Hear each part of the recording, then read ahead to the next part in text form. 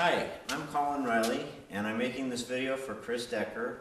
Chris, I wanted to talk to you a little bit about your guitar, the progress of it, the research, and give you a little tour around some of the materials and methods and thought processes behind the guitar that I hope you will find interesting. As you know, we're doing a Lucas depth body on the 1930s style L series Gibson flat top pattern, and basically not enough of these were made to make too many generalizations about the specifications. There are specifications listed in a few of the catalogs, but that said, the numbers that were shipped in some of these years were as many as 2, mainly because they were made primarily, or were as few as 2.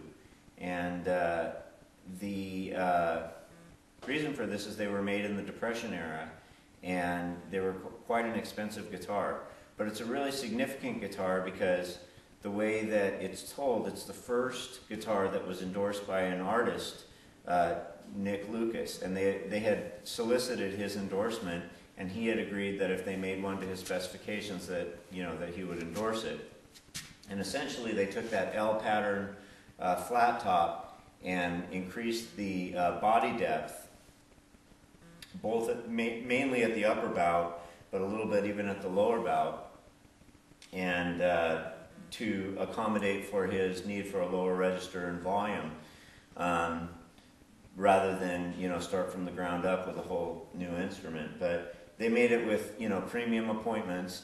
Beyond that, it's hard to generalize too much about these guitars because so few of them were made and almost all of them were special order. They do make mention in the catalogs of different things, and it appears that after 1934 that they had switched entirely to this new body style, which had a larger soundboard and was X-braced. And then they listed curly maple as the material for the sides and backs. But with that said, very few of them were made. And being special ordered, there's even a picture of one which is a later model, which is that older body style, which is that older one like a Mini J200. So there's really no way to generalize. And when you're talking about situations where you're talking about 2 guitars or 4 guitars or something that were all different, how can you generalize about mass production when there's so very few of them?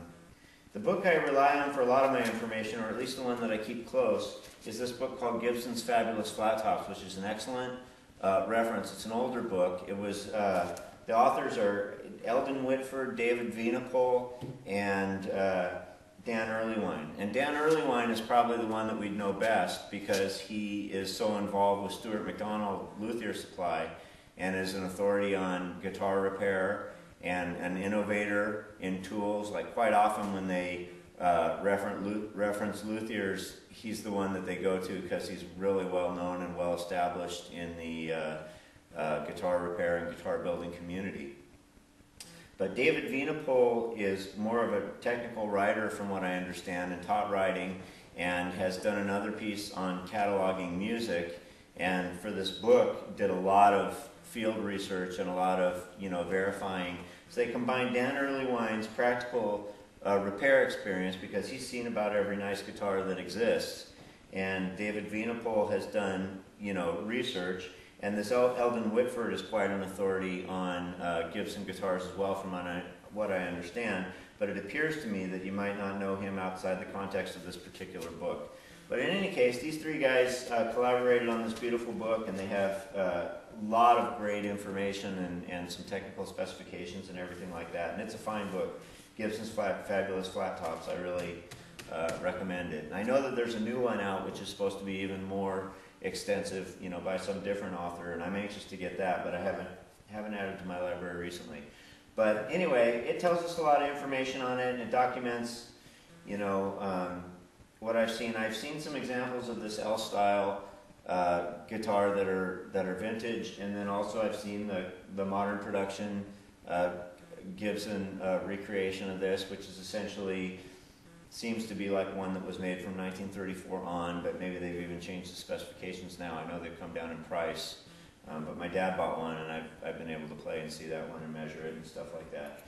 But anyway, it's a larger soundboard than the first incarnation of the Mick Lucas Special. It's flats on maple, which from what I understand, after 1934, apparently there was a catalog produced in 1934. It references the material as curly maple, which is sawn in such a way to reveal the curl. It's a little bit more vertical grain, and it allows that figure to come out. And then certain pieces have it more than others, obviously, and they call it for figure. This is a flat sawn maple, which is like what was used on the regular L series. And it's flat sawn maple back as well, and the wood appears to be very, very stable. It's behaved very well here in the building, so it's stable even though it's flat sawn. And then the top, of course, is this beautiful redwood, which I got from a man in Fort Bragg up here, which is a Mendocino County town. And there was a very short period where this was able to be harvested.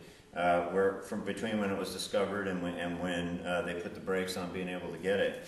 And you can see here, I hope, I don't know if you can or not, the grain is very, very tight on here, and very even, which indicates a slow-growing tree. And perfectly vertical. So what happens is, in between these two plates here, we would have had a large section of middle wood, and then we would have had sapwood on the outside. So to have pieces like this particular board was 11 inches or 12 inches wide. So to have that with this amount of rings per inch, and this even growth, this is just ancient wood. And just beautiful. I've heard that these trees can, live up to 2,000 years, and this is an example of one that was very, very old. And of course, they were harvested and put into a waterway to go to the mill, and then sunk, and then they were harvested sometime. I know he was 8 years before he went to market with it, so my guess is this was probably harvested 12 or 13 years ago, and then had been milled probably over 100 years before that, and had grown for, possibly a couple thousand years. So it's very special, rare wood, and I don't know that there'll be an opportunity to have this type of wood again in our lifetime, and I was lucky enough to get a few boards from this guy. And there's a couple other people who have access to it, and they're all a little bit more expensive, but I'm very thankful that I was able to get a little bit more with this guy. So here is the sides, and I've got the neck block and tail block in here. This is about a 20-inch radius on both top and bottom, so it makes for a little more elegant look than just the Gibson, which is straight across.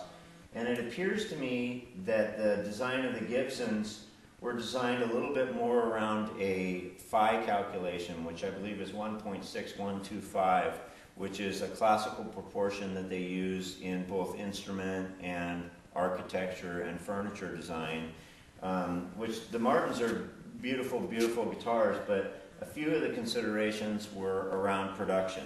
Not that they're not, Gibson did it too, and they did it in some worse places with the bracing, the way the linings aren't relieved, and also the way that they handled their X-brace. They did some inferior construction, so one's not better than the other. Martin's very, very high quality. But with that said, the Dreadnought and some of those other body styles in their heyday, I don't want to say they cut a few corners, but they did a few things that made them easier to build, like these, like a flat block here and a flat block there is one example. But again, they didn't cut corners in other areas where Gibson did. So one's not better than the other, but the design of the Gibson, I believe, is more elegant and more in the tradition of instrument and fine furniture design.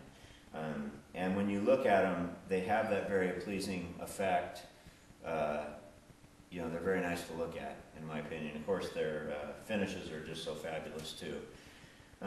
So, well, that's basically what I got. I've also, this is the main X braces. I've done these. There's 12 braces plus a bridge plate. The bridge plate is lucky 13 on this top.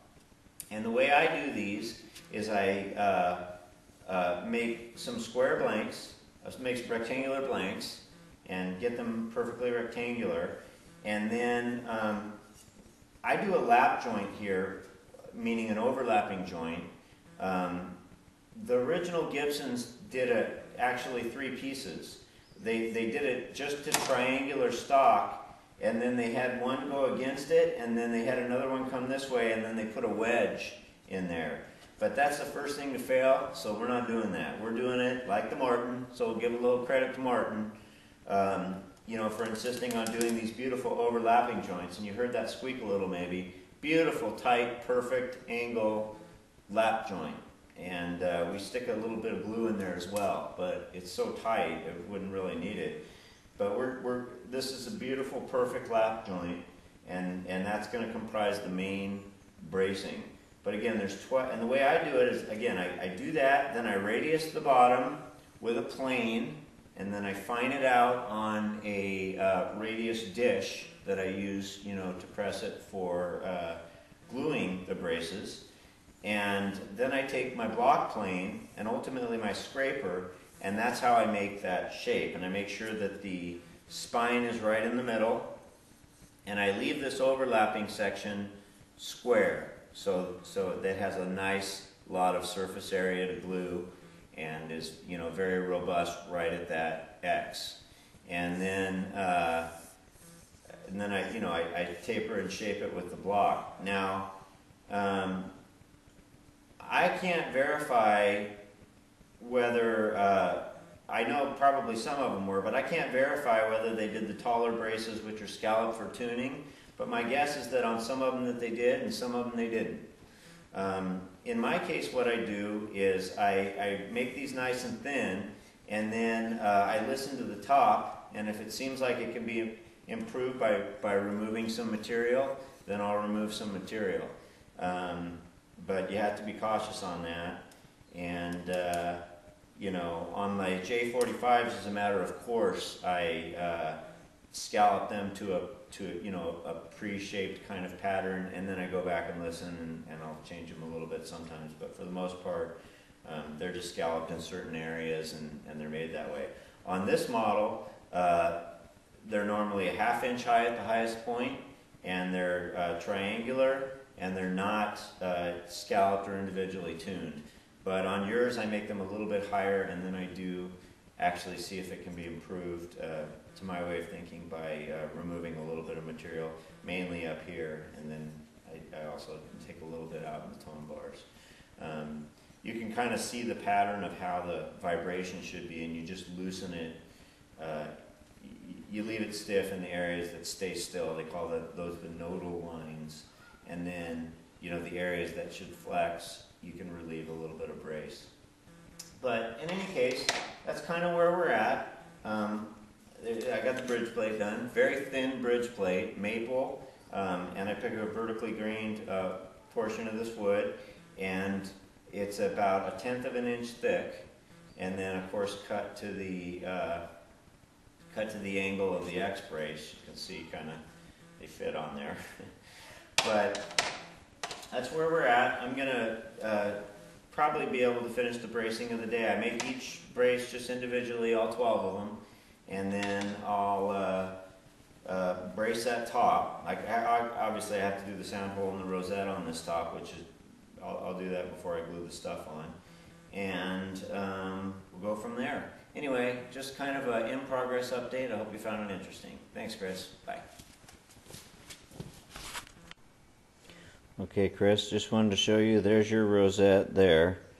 Basically what I do is I make some 1/16 inch wooden strips and then bend them on a hot iron, and then I take them and glue them together and clip them together with little spring clips, and I'm using that drum the whole time to make sure I got a good shape. But I clamp them and glue them off that drum, and then when I got the thing dry, I take it back and put it back on the drum like this, and then it's ready to go. 3/16 wide, and white, black, white, and that should be how your rosette's going to look.